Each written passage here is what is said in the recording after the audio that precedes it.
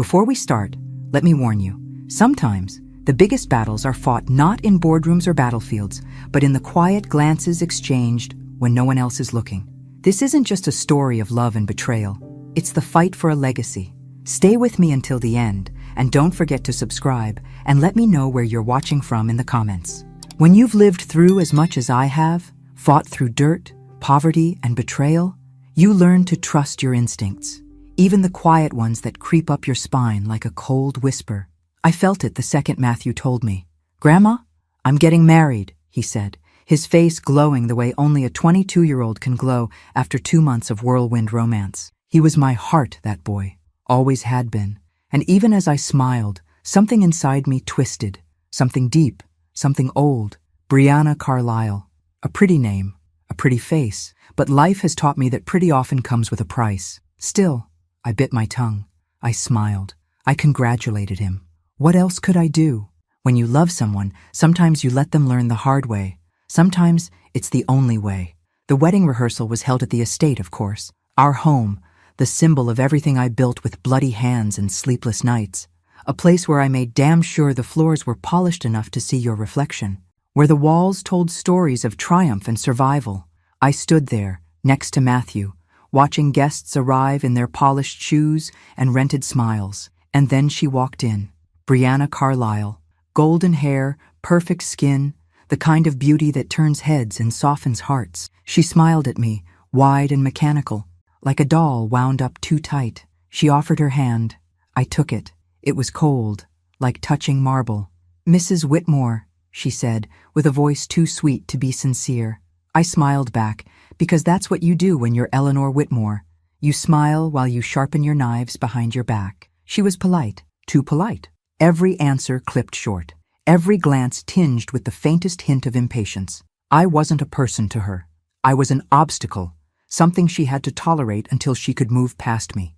The rest of the family didn't notice. They never do at first.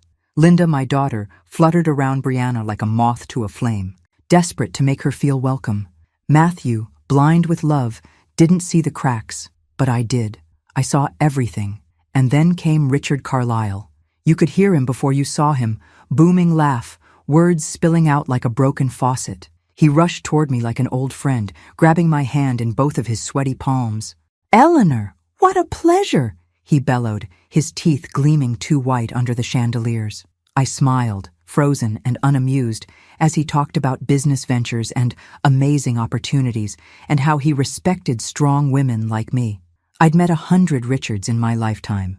Men who spoke loud to hide their empty pockets. Men who charmed the room while plotting to steal it. He reeked of desperation, cloaked in cheap cologne and fake bravado. And just like that, my instincts screamed again. But the night had one more gift for me before it ended.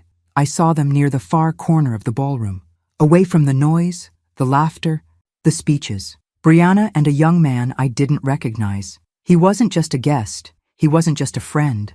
There was something electric between them. The way they stood too close, the way she laughed with her whole body, the way his hand grazed her waist with the kind of familiarity you don't build in 2 months. I watched them, unseen.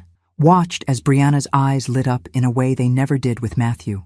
Watched as that boy, Dylan, they called him later, leaned in and she leaned right back as if pulled by gravity. No one else noticed.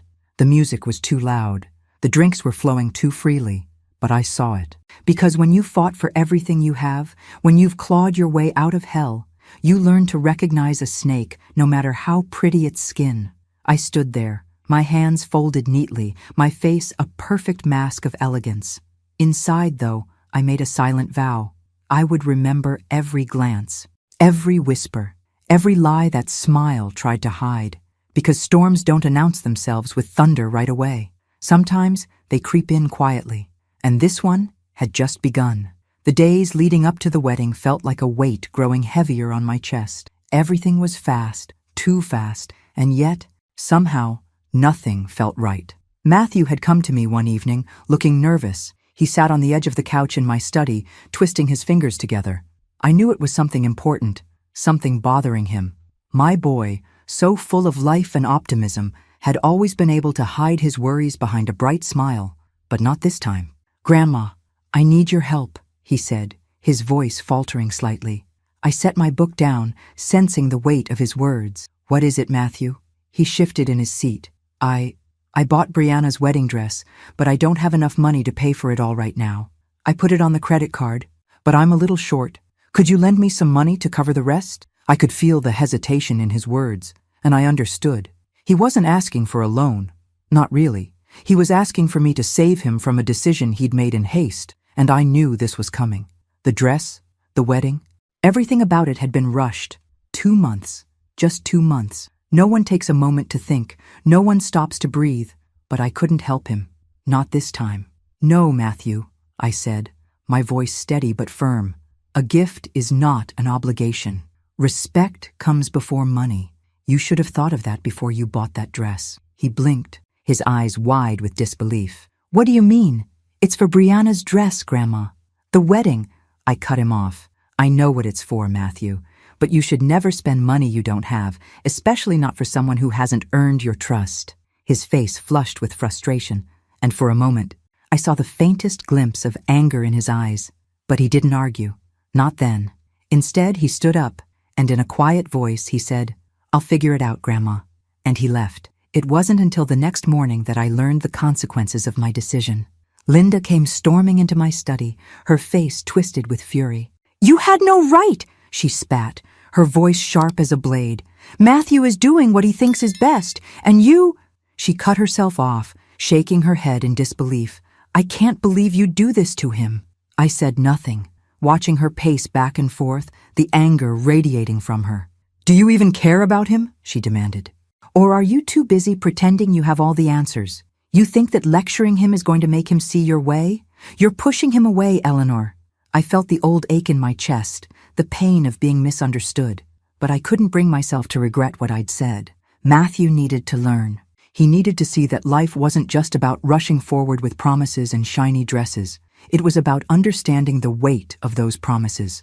Linda, in her anger, didn't see it. She was too busy playing the role of the protective mother, defending her precious son. And now she was too deep in her own hurt to see the truth. "Fine," Linda snapped. "I'll pay for it then. I'll take care of everything. But don't think for a second that this doesn't change things between us." And just like that, the rift widened. The lines were drawn. She paid for the dress that very day, paid it off in full, without a second thought. But I knew then that things would never be the same between us. You can't erase what's already been said, can you? Once you see someone's true nature, it doesn't go away. Matthew didn't talk to me about it again. He didn't ask for my advice or my approval. He simply let his mother handle it. He didn't realize what had been lost in the exchange. And Linda? She couldn't see past her anger long enough to realize that I wasn't trying to hurt her son. I was trying to teach him. The wedding loomed closer with each passing day, and I could feel the distance between me and the rest of them growing. Matthew, lost in his own world of wedding plans and Brianna's demands, didn't notice. But I did. And I knew something dark and quiet, that they didn't. There was more to Brianna's story than met the eye. I could feel it, deep in my bones. The signs were all around me. But for now, I stayed silent. Because sometimes, it's better to let them fall on their own before you make them see the truth. The day of the wedding arrived with all the fanfare one might expect for the Whitmore name. A grand event. A spectacle meant to be remembered. Flowers, food, laughter, everything wrapped in layers of luxury. This was supposed to be one of the happiest days of Matthew's life. But beneath the glittering surface, the air was thick with tension. I stood in the corner of the room, watching as the guests gathered, their laughter floating over the sound of clinking champagne glasses. The ballroom shimmered with gold accents, the light soft and warm, just as it should be for such an important occasion. Yet something felt off. Brianna was a vision in her wedding dress, every inch of her crafted to perfection. Her beauty was undeniable, but her eyes never met mine. She looked past me as though I were invisible, or worse, as though I were a ghost from her past that she had no time for. I watched her move from one group of guests to another, her smile always tight, her words polite but lacking any true warmth. She almost seemed to avoid my gaze, and I didn't miss the coldness in her demeanor when she did glance my way, a flash of ice that disappeared as quickly as it came. The kind of ice that cuts straight through you, leaving you with a chill that lingered far longer than it should. Matthew stood beside her, a gleam in his eye that only a young man in love could have. I wanted to reach out and shake him, to make him see what I saw, but he was too deep in it, too blinded by the illusion of love to notice the cracks.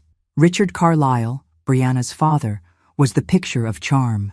His laugh was loud, his words fast and smooth, designed to fill any silence. He walked through the crowd like a king, grasping hands, shaking shoulders, and making promises to anyone who would listen about his great new ventures and amazing opportunities that were sure to make anyone wealthy. I could feel his desperation from across the room, the way he sought approval from anyone who might help him claw his way up the social ladder, the kind of man who could tell you anything and make you believe it with a smile, the kind of man I had learned to distrust long ago. But it wasn't just Richard that caught my eye that evening. No, it was Dylan. He stood with Brianna during most of the night, casually, as if he were meant to be there. His easy laughter and the way he leaned in just a bit too close when he spoke to her wasn't something you could miss if you were looking. And I was always looking.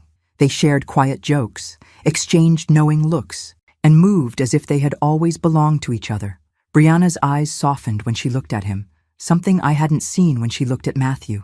The affection in their eyes was unmistakable, and the way their bodies almost seemed to align naturally, like magnets, made my stomach twist. I watched them like a hawk, marking every small gesture, every touch that was just a beat too lingering, every laugh that went on a second too long. I wasn't the only one who saw it. I was sure of it. But no one dared to say anything.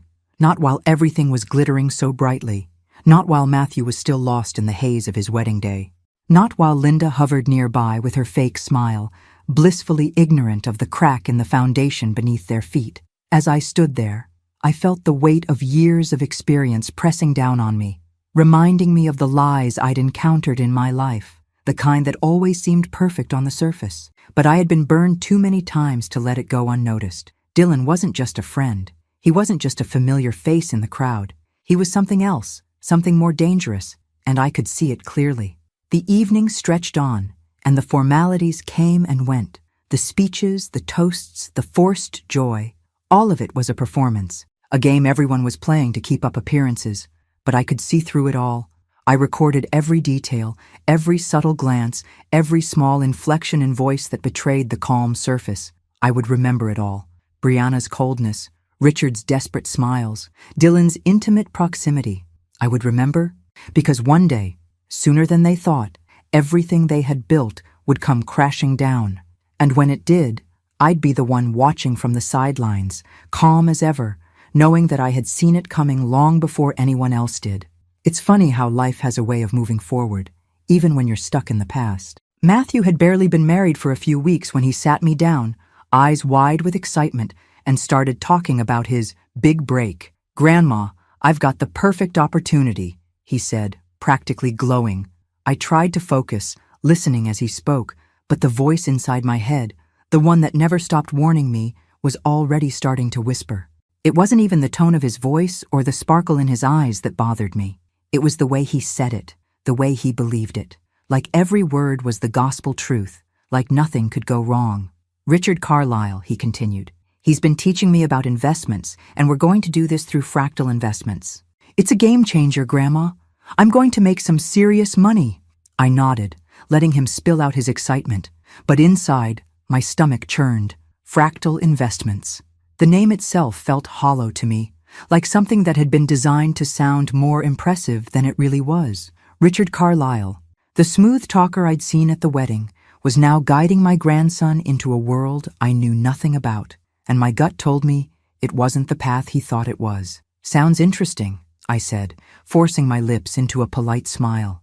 "But tell me more about this opportunity," Matthew went on, detailing every little aspect of his plan, as if the very mention of the words business and investment had transformed him into a savvy professional.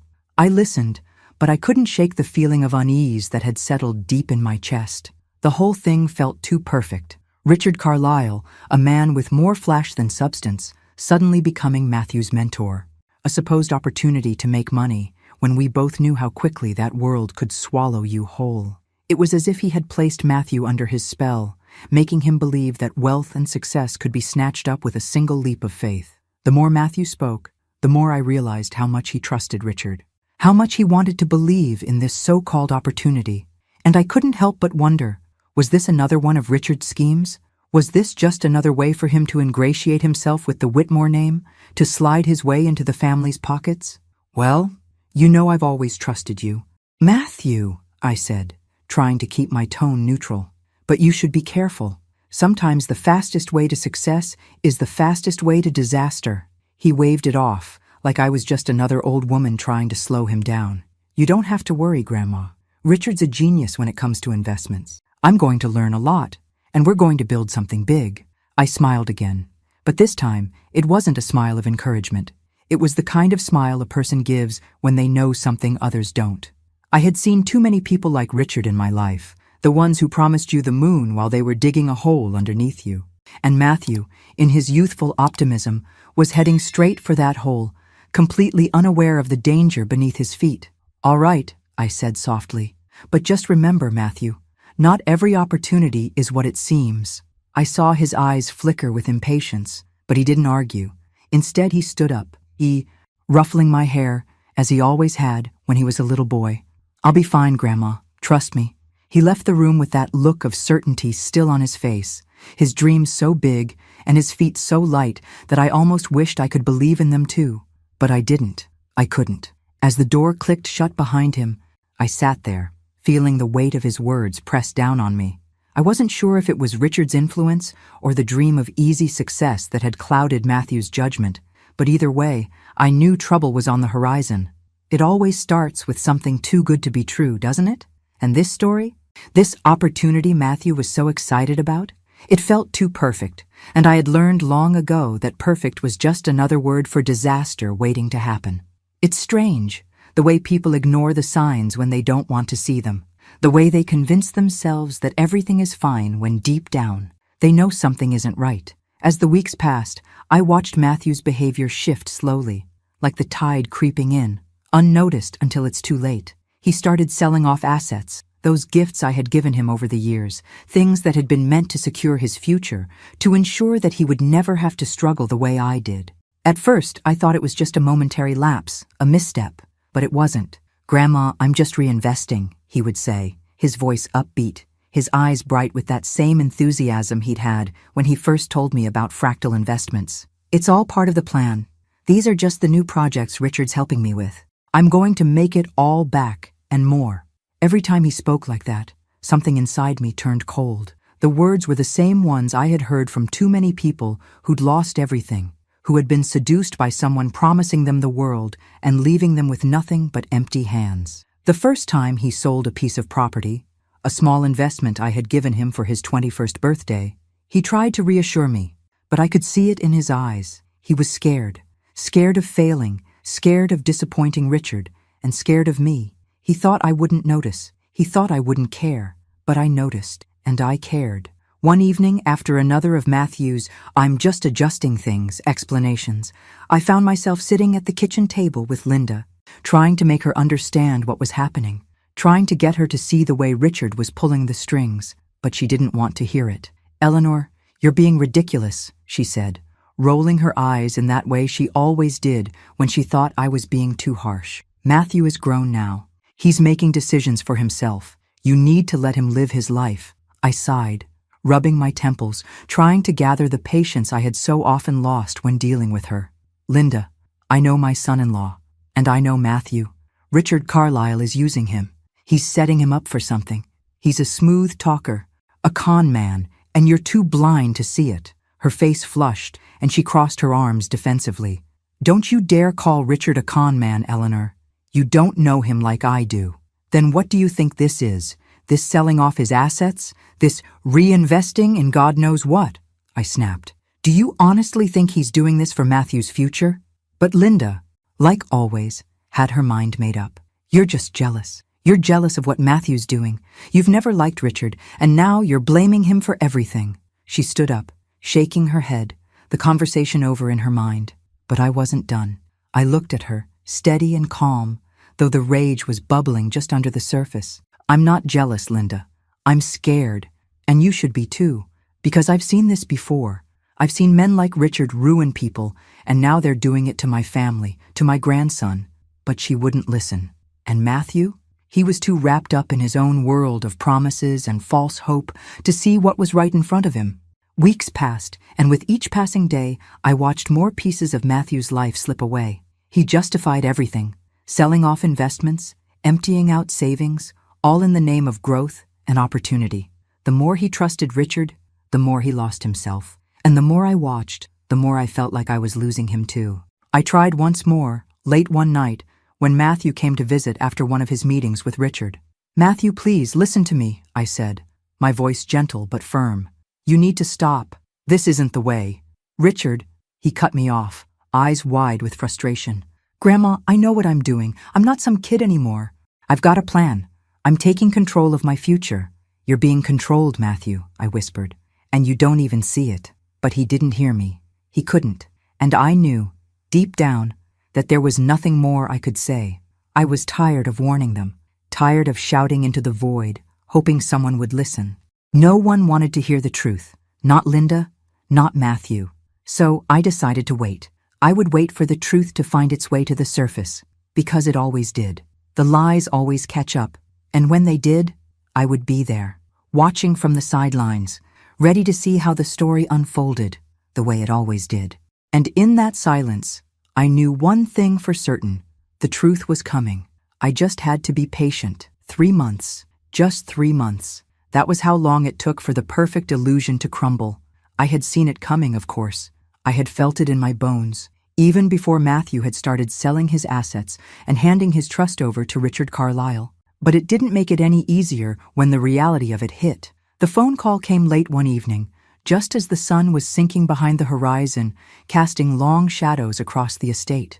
Matthew was sitting in the study, going over some documents, his face lit by the glow of the desk lamp. He looked up when I picked up the phone.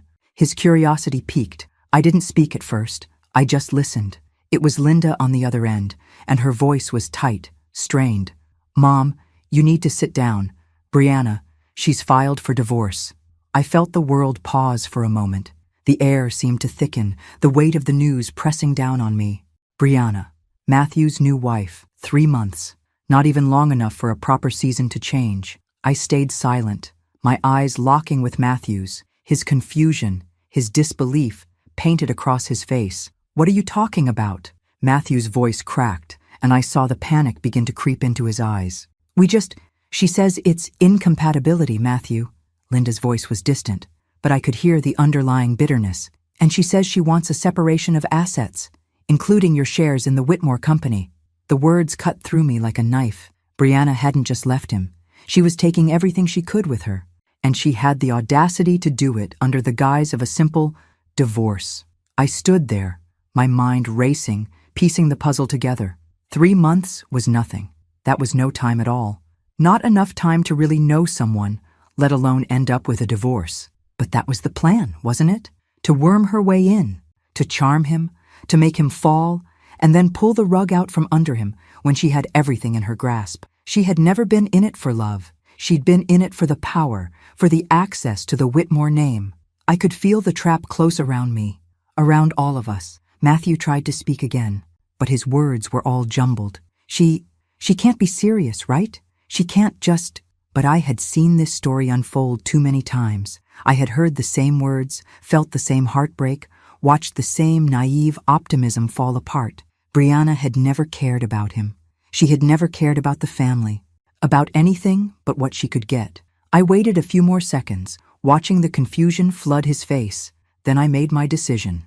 "Matthew," I said quietly, my voice firm, "there's something you need to know." He looked at me, his eyes searching for some sort of answer, some kind of comfort. "Brianna has a plan. She's been using you from the start." He recoiled, the words striking him harder than I expected. "Grandma, no, that's not..." "I'm not finished," I cut him off. "You're not seeing it. She's been working with Richard and Dylan. They've been pulling the strings, and you've been too blinded by love to see it." His face hardened, the anger replacing confusion. But it was too late. The truth was already out. "She's asking for everything, Matthew. Your shares, the money, everything. And it won't stop there. They'll keep coming for more." He didn't respond. He didn't have the words, but I could see the hurt settling in his eyes, the realization of everything I had been warning him about finally sinking in. I turned away, my heart heavy but resolute. "This isn't over," I muttered to myself. Not yet. Within the next few days, I took action. I couldn't wait for Matthew to figure it out on his own, not after all the warning signs I'd seen. I hired an investigator, someone who specialized in digging through the dirt and uncovering the truth no one wanted to face. I told the investigator to leave no stone unturned. I needed to know everything about Brianna, Richard, and their circle, where they had come from, what they'd been hiding. I needed to know if there was more, if they were working together, or if Brianna had been playing Matthew from the very beginning. It didn't take long for the investigator to find what I already knew in my gut. Brianna's financial history was a mess. Liens, debts, shady dealings, everything I'd suspected. And Richard, the so-called golden boy of the business world, wasn't much better. There were whispers of fraudulent deals, bankruptcies, and shady investments linked to his name. I felt the anger burn inside me. It wasn't just the betrayal. It was the fact that they had thought they could get away with it, that they had used my grandson as a pawn to further their own selfish needs. But now, I had them. I had everything I needed to bring them down. The trap was set, and now it was time for them to feel the consequences of their actions. I had no more patience for waiting. It was time to fight back. The pieces started to fall into place faster than I could have imagined. Once the investigator I hired dug into the finances of the Carlyle family, it became clear that their polished facade was nothing more than a brittle shell, ready to shatter with the slightest pressure. The Carlyle family was financially destroyed, and I mean destroyed. Their debts were staggering, mortgages overdue, businesses in jeopardy, judgments piling up like an avalanche ready to bury them all. Brianna, it seemed, wasn't the only one with a history of poor financial decisions. Her father, Richard, had been living a life of expensive illusions, buying into the image of success while neglecting the reality of his bankrupt empire. The investigator didn't stop there, of course. The more he dug, the more unsettling the story became. He found court records detailing lawsuits, liens, and unpaid loans stretching across the last decade. It was as if the Carlises had been running from creditors their entire lives, barely keeping ahead of the tide of their own making. But it wasn't just their money problems that caught my attention. It was something deeper. The connection between Brianna and Dylan began to form clearer lines. I had noticed Dylan during the wedding, of course. He was that charming, almost invisible figure who blended into the background while always staying just a bit too close to Brianna. A family friend, they had called him.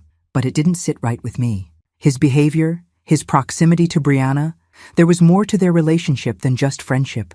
I had felt it in my gut the entire time. The investigator, digging through their connections, began to make the same conclusions. Dylan wasn't just a friend. He had deeper ties to Brianna than anyone had realized. The more the detective uncovered, the clearer it became that Dylan had been part of a plan. And that plan wasn't about love. It was about something much more sinister. A few weeks into the investigation, the detective discovered that Dylan was the owner of a nightclub in a wealthy neighborhood. Not just any place, it was a high-end establishment that catered to the rich and the reckless, the kind of place where the wealthy would come to indulge their darkest desires, paying for privacy and secrecy. This was the moment when the hair on the back of my neck stood up. It made perfect sense now. Dylan wasn't just hanging around, offering Brianna a shoulder to lean on. He was working with her. He was working with Richard. And together, they were building a network of deceit and manipulation that went far beyond the simple marriage to Matthew. They were using him as a pawn. I instructed the investigator to go deeper, to look into Dylan's life. I needed to know how far back this web of lies went, what kind of dealings Dylan was involved in, and how it connected to Brianna. The investigator didn't waste any time. He made his way to the nightclub, using his connections to slip in unnoticed. He spent hours there, watching, listening, gathering information. He spoke with a few of the staff members, discreetly asking about Dylan's activities. It didn't take long before one of the employees, a low-level bartender who didn't realize he was being watched, let something slip. For a small fee, the bartender gave up something valuable: access to the security footage from the club. The investigator didn't waste a second. He arranged for the footage to be delivered to him. It arrived a few days later, a black and white reminder of the darkness that had been festering just under the surface of everything I had trusted. I watched the footage in silence. It was a grainy video taken from the security cameras inside the club. At first, nothing seemed out of the ordinary, just a few patrons in the background, laughing, dancing, and drinking. Then it came into focus. Brianna, Dylan, alone. The footage showed them in a secluded corner, hidden from the rest of the crowd. They were laughing together, their bodies closer than I had ever seen them at the wedding. Brianna reached out and touched Dylan's arm, and he leaned in, whispering something into her ear that made her laugh. Then, the moment that stopped my heart, Dylan kissed her. It was quick, but it was unmistakable. A kiss that spoke volumes. I sat back in my chair, my hands trembling slightly as I processed the footage. This wasn't just some fleeting moment, some innocent gesture. This was something deeper. They were involved, and it was all a part of the plan to tear my family apart. I knew what I had to do. The time for waiting was over. The truth was out there, in black and white, and it was time for me to act. This wasn't just about a bad marriage or a foolish investment. This was about a calculated, deliberate attack on everything I had worked for. And I would make sure that Brianna, Richard, and Dylan paid for it all. I would make them feel the full force of the consequences, because once the truth came to light, there would be no hiding, no excuses, just the wreckage of their own making. When the footage arrived, I didn't hesitate. I didn't need to see it in full to know what it would reveal. But when I watched it, the undeniable proof of Brianna and Dylan's betrayal, the flood of emotions hit me all at once. Anger, disgust, satisfaction, and even relief. The video began innocuously enough, with a few shots of the club, patrons mingling, drinks flowing, music pulsing through the air. But then it narrowed in on them, Brianna and Dylan, in the corner of the club where no one could see them, where they thought no one was watching. The timestamp flashed at the bottom of the screen, just a week before the wedding. And there they were, in the dimly lit corner, laughing, their bodies close in a way that was far too intimate for a mere friendship. My eyes didn't leave the screen as I saw the moment unfold. Brianna touched Dylan's face, a soft, almost tentative gesture, her fingers grazing the side of his jaw as if they had done it 1,000 times before. He leaned in, his lips brushing against hers, and the kiss wasn't just a peck. It was deep, it was heated. It was everything I needed to confirm the truth. They pulled away for a second, their eyes locking, and then more whispers, more shared secrets, their hands intertwining like nothing else mattered. A quick, almost furtive touch across her lower back. Brianna's laughter echoed through the quiet, a sound I hadn't heard from her at the wedding, not once. And then, the most damning part of all, they kissed again, this time, longer, with more heat, more intent, more intimacy. I sat there, staring at the screen, my hands gripping the edge of the desk as the anger bubbled up inside me.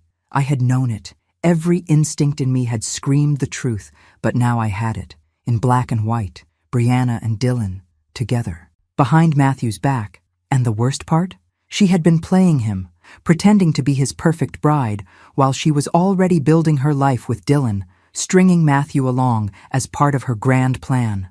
I felt a rush of adrenaline mixed with a twisted satisfaction. Now I had them. I leaned back in my chair, closing my eyes for a moment, taking in the weight of the discovery. A part of me was repulsed by what Brianna had done to my grandson, to our family. But another part, the one that had been quiet for so long, felt vindicated. The trap had been set, and now it was time to spring it. Now, my girl, I whispered softly to the screen. Now you've made your mistake, and it's the last one you'll make. The video was clear, without room for misinterpretation. Brianna had been unfaithful to Matthew while she was still wearing the wedding ring, and Dylan, that snake, had been a willing accomplice in this treachery. I placed the footage carefully into an envelope, sealed it, and took a deep breath. I had everything I needed now, evidence that would dismantle her claims, expose her lies, and turn the tide in our favor. The wheels were already in motion. Matthew would know the truth, the full, ugly truth, the one that had been hiding beneath Brianna's perfect smile, beneath the promises she'd made. She had believed that she could get away with it. She had believed that she could fool everyone. But now the game had changed, and I was ready to make sure that Brianna and her accomplices would pay for everything they had done. They would not escape this. Not this time. Not. I could feel the tension in my body easing. There was no more doubt, no more waiting. It was time to show Matthew the proof, to force him to see what he had been too blind to recognize. Enough of this charade, I muttered to myself, standing up, feeling the weight of years of experience settle into my shoulders. It's time to put an end to it all. The day I handed the evidence to the family lawyers felt like the quiet before a storm, one I had been waiting to unleash for months. With the footage securely in hand, there was no more holding back. It was time to watch Brianna's carefully constructed world begin to fall apart. Piece by piece, I walked into the law office with purpose, the envelope containing the damning video pressed tightly against my side. The lawyers were already expecting me. They had been briefed, had seen the warning signs long before I'd come to them. But this was the moment that would change everything. I placed the envelope on the desk and slid it toward the head lawyer, a sharp, methodical man named Greg Cartwright, who had worked for the Whitmore family for years. He looked up at me with a raised eyebrow. "Eleanor, I trust you know what's in here?" he asked, his tone almost too casual, though I knew better. I nodded slowly, my gaze fixed firmly on him. "I know exactly what's in there, Greg, and so will Brianna once you play the video for her." His fingers trembled slightly as he opened the envelope, pulling out the disc. He didn't need to ask for more details. He knew exactly what he was about to witness. But I saw the moment he realized the full extent of the betrayal, the look in his eyes when he saw the timestamp and the intimacy between Brianna and Dylan, the undeniable evidence that couldn't be explained away. He turned the disc over in his hands before finally speaking. This is bad. This changes everything." I didn't smile, but I felt a deep satisfaction, a quiet vindication that washed over me. The truth was now out. Brianna couldn't deny it. The lies, the manipulation, all of it had been laid bare. She had crossed a line she couldn't uncross. Greg immediately began making calls, working swiftly to prepare the legal response. It didn't take long for the lawyers to begin dismantling Brianna's claims. The divorce wasn't about incompatibility or different life goals. No, it was about betrayal. And betrayal, in the eyes of the law, carried consequences. We countered every move Brianna's attorneys made, with one clear point. She had violated her marital vows with Dylan, and that rendered her claims invalid. The video, dated and time-stamped, was irrefutable proof. No amount of flowery words from her side could change the facts. Soon, the financial ramifications followed. Brianna had been demanding half of everything Matthew owned, but now she was fighting an uphill battle. The claim to his shares in Whitmore Enterprises? Gone. The supposed community property she thought was hers? No longer. But I wasn't done yet. As the legal battle shifted, I made sure we dug deeper into the financial history of Richard Carlisle. I knew his past was tainted, but I had no idea just how much rot there was beneath the surface. Greg's team began uncovering more than just missed payments and bankruptcies. Richard's entire financial network was a tangled mess of failed investments, fraudulent deals, and businesses built on the quicksand of lies. His attempts to con his way into Whitmore's favor had been just one piece of his broader, dangerous game. His ties to the criminal underworld were more than mere whispers. There were real links, documents that tied him to shady dealings, some of which had already been flagged by the authorities. As the investigations progressed, it became clear that Richard was in deep. He had been using Brianna's marriage to Matthew as a front to enter the Whitmore circle, all the while pushing his own disastrous financial schemes onto my grandson. It wasn't just betrayal, it was calculated manipulation. The walls were closing in on Brianna and Richard, and it felt like the entire world was watching. I could almost hear their false smiles cracking under the pressure. I could see it all unfolding in my mind. Brianna, so confident in her plan, watching as it all slipped through her fingers. And Richard, always the loud one, the charming one, the man who thought he could buy his way into anything, now cornered, his empire of lies about to collapse under the weight of his own greed. I sat back in my chair, watching the pieces fall into place. The sound of lawyers speaking, the quiet rustle of paperwork, the soft hum of the air conditioning, all of it felt like a symphony to me. Because I knew this was only the beginning. Brianna had wanted to take everything from us. my family, my legacy. But now she was losing it all. I didn't feel sorry for her, not one bit. She had made her choice. She had chosen to deceive and destroy. And now she was going to see just how far the Whitmore name could reach when pushed too far. I wasn't about to let anyone take what was mine. Not now. Not ever. The moment Matthew came to me, I knew he had reached his breaking point. The look in his eyes, haunted, confused, full of pain, told me everything. The young man who had once been so sure, so eager to prove himself to the world, was now on his knees, staring at the wreckage of his own decisions. The world he had built in his mind, the perfect future with Brianna at his side, had crumbled before him, leaving nothing but dust and shattered illusions. "Grandma," he whispered, his voice shaking. I didn't see it. I didn't see what was happening until it was too late." I didn't say anything at first. I let him speak, let him stumble through his words, through the brokenness. "I was so stupid," he muttered, running a hand through his hair. "I thought I was doing the right thing. I thought I was being smart, but I couldn't see it. I couldn't see what was right in front of me." The weight of his words settled in the room, and for a moment, there was nothing but silence. The kind of silence that screams louder than any words ever could. I stood up slowly, walking over to him, my steps deliberate. I looked at him, really looked at him. My grandson, the boy I had watched grow up, the boy who had always been so eager to take on the world. And now, here he was, defeated by his own naivety. "You weren't stupid, Matthew," I said finally, my voice quiet but firm. "You were blind." He looked up at me, his eyes brimming with tears. I was blind. To everything. To her. To Richard. To Dylan. I couldn't see it. I didn't listen. "Listen," I interrupted, my voice hardening. "You didn't listen." "No? And now look at the price you're paying." I paused, feeling the weight of every word, every lesson that had led me to this moment. "Amare bonito," I said, my tone softening slightly but still carrying that steel edge. "Mas amar sem enxergar é burrice." The words hung between us like a heavy truth. He flinched as if they were a slap across his face, but there was no anger behind them, only the cold reality of the situation. Matthew had been so caught up in the illusion of love, in the idea of what he thought his life should look like, that he had failed to see the cracks in the foundation. He had trusted the wrong people. He had believed the lies, and now he had to face the consequences of that.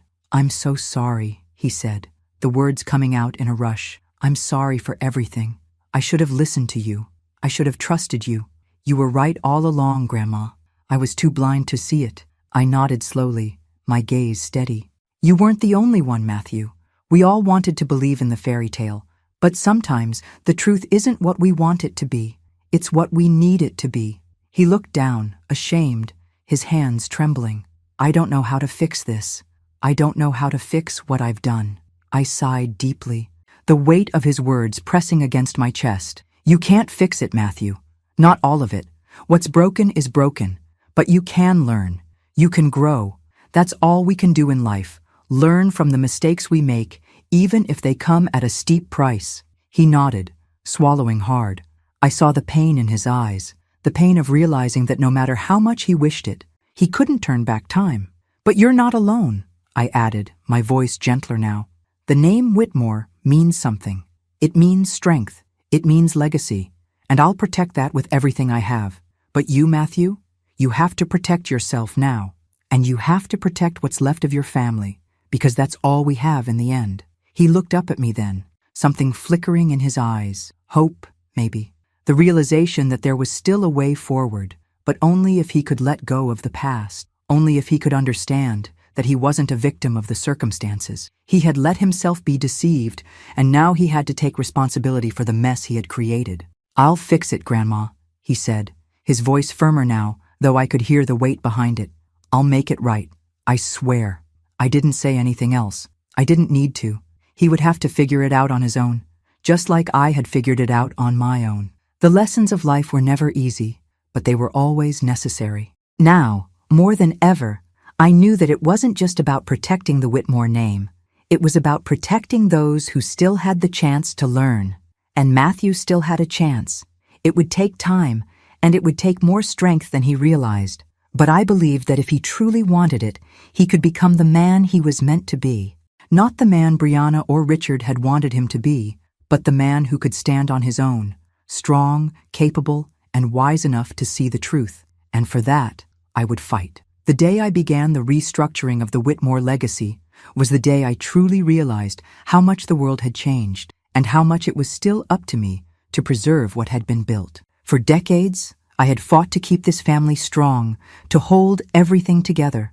But the time had come for a shift, one that would redefine the future of the Whitmore name. I had never believed in blind inheritance. The idea that someone could simply be handed a legacy based on blood alone was not something I subscribed to. It had never been enough for me, and after everything that had happened, I knew it could never be enough for the next generation. So I sat down with the lawyers, the accountants, the advisors who had worked for the Whitmore estate for years, and I gave them the most important task they would ever receive: to change everything. The first thing we did was rewrite the wills, every single one of them. They were no longer about distributing assets or making sure the right amount of wealth trickled down to the right people. No, now they were about something far more valuable. They were about legacy, character, and the wisdom that comes with experience. I wanted to make sure that whoever stood to inherit the Whitmore name, the empire I had fought so hard to build, had earned it, truly earned it. No more handing out power to the unworthy. No more giving the next generation a free pass because of their birthright. I had seen too many people like Brianna, too many people who believed that legacy was a title, a name, or a bank account. They thought that they could take what was rightfully someone else's and make it their own, without understanding the responsibility that came with it. Brianna had thought she could manipulate her way into the family, take what she wanted, and walk away with a piece of what I had worked so hard to protect. And then there was Matthew, my grandson. He had learned the hardest lesson of all. Love isn't enough. Loyalty and wisdom, those were the things that mattered. And they had to be proven. So we made the changes. I knew there would be resistance. I knew that Matthew might struggle with the idea that the world he had imagined for himself, one where everything was given to him on a silver platter, was over. But it was a necessary evolution. I couldn't let the Whitmore name fall into the wrong hands. Not after all the years of sweat, blood, and sacrifice. The new rules were simple, but they were harsh. Anyone who wanted to inherit the Whitmore name, the empire, would have to prove 3 things: character, loyalty, and wisdom. Character, the foundation of everything. Without integrity, there was no future. Loyalty, to the family, to the legacy. If you didn't understand that, you didn't belong. Wisdom, you couldn't lead if you didn't understand the weight of responsibility that came with power. You had to be capable of seeing the bigger picture, making decisions not just for yourself, but for the future of the family and the empire. I knew Matthew would have to prove himself. I wasn't going to make it easy for him. He would have to show me that he had learned from his mistakes, that he wasn't just a fool in love, blindly following someone who had used him, that he understood the value of trust and responsibility. And if Brianna thought she was still in the running, if she thought she could somehow worm her way back into the fold after everything that had happened, she was sorely mistaken. The rules had changed, and she didn't fit into the future I was building. I wasn't doing this to punish anyone. I wasn't doing this to make life harder for Matthew, for Linda, or for anyone else. I was doing it because the Whitmore legacy meant something. It meant something more than wealth, more than status. It was about responsibility. It was about building something that would stand the test of time. If you didn't have the strength to carry that weight, then you didn't deserve it. After everything that had happened with Brianna, I was more determined than ever to ensure that the Whitmore name would endure. I would pass it on, but only to those who deserved it. The restructuring was complete. The documents were signed, the new rules in place. I sat in my office that evening, looking out over the estate, feeling the weight of the decision I had made. I knew it would be hard. I knew that it would be uncomfortable for some, especially for Matthew. But in my heart, I knew it was the right thing to do. It wasn't about me anymore. It was about the future of the Whitmore legacy. And that, my dear, would never be something I handed out easily. Now, I muttered to myself, it's time for them to prove themselves. The day I called the family together, I knew it would be the final turning point. The changes had been made, the rules had been set, and there would be no turning back. I had spent my entire life building something worth keeping, something worth fighting for, and I would not let it crumble under the weight of a few misplaced trust and misguided hearts. I'd summoned Matthew, Linda, and the key members of the Whitmore family to my office. It was an intimate gathering, no crowd, no spectacle, just the people who mattered, the ones who had stood by me or who had still to prove themselves. As they gathered around the long polished table, I could see the nervous energy in the air. There were questions, of course, doubts, but I wasn't here to explain myself. I wasn't here to hold anyone's hand or soften the blow. "Sit," I said quietly, as I took my place at the head of the table. My voice carried, calm and unyielding, and it didn't take much for them to fall silent. They had learned long ago that when Eleanor Whitmore spoke, it wasn't with the expectation of a debate, it was a command. Matthew looked at me, his face still raw from the betrayal, from his own realization of how far he had fallen. I saw the guilt in his eyes, the pain of knowing that everything he had built in his mind was a lie. Linda sat beside him, her expression tight, like a woman holding on to the last shred of control she had left. "I'm sure you all have questions," I began, my eyes sweeping across the room.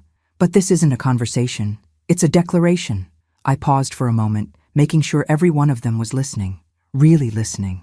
The Whitmore name, the empire, this legacy, it's not something you inherit by virtue of birth or because you were born into the right family. It's earned, every single piece of it. You don't ask for it. You prove you deserve it. I let that sink in, the weight of my words pressing into the room like the thick silence between them. There have been changes made. The rules have been rewritten. No more giving away what is mine to those who haven't proven they can carry the weight. Matthew shifted slightly, but I didn't let him speak. Not yet. "You will prove your worth in ways that matter. Character, loyalty, wisdom. Those are the only qualities that matter now. The rest," I said, my voice cutting through the air like a knife, "is meaningless." Linda's eyes flickered with confusion, then anger, but she stayed quiet. She didn't understand yet. She wouldn't, not until she saw what came next. "Those of you who cannot meet these standards, who do not understand what it means to carry the Whitmore name with honor, will be left behind. You will have nothing. No second chances. No, 'Oh, we made a mistake. This is not a game.'" I saw Matthew's gaze fall, a mix of shame and determination in his eyes. He understood what I was saying. For all the mistakes he had made, for all the pain he had caused, this was his chance. A final chance. A final? "Make no mistake," I continued, locking eyes with each one of them in turn.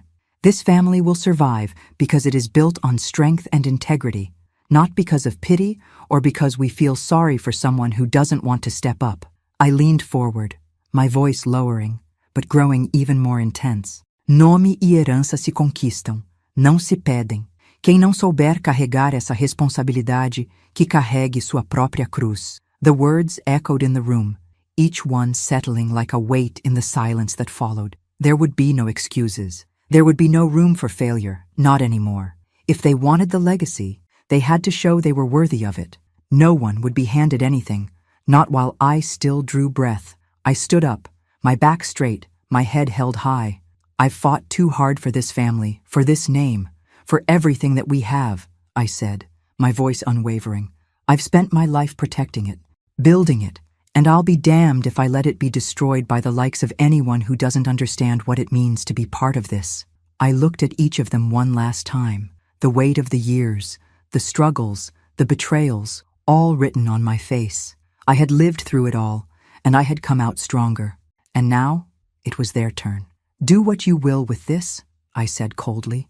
"But remember, I don't have time for anyone who can't carry this responsibility. If you can't, then you are not worthy of the Whitmore name." Without another word, I turned and left the room. My footsteps were deliberate, echoing down the hall like a final verdict. I didn't look back. I didn't need to. As I walked away, I felt the weight of my age, the years that had piled up behind me. But it wasn't a burden. It was a shield, forged in the fire of all that I had fought for.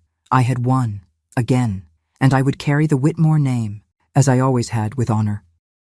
Thanks for listening. Don't forget to subscribe and feel free to share your story in the comments. Your voice matters.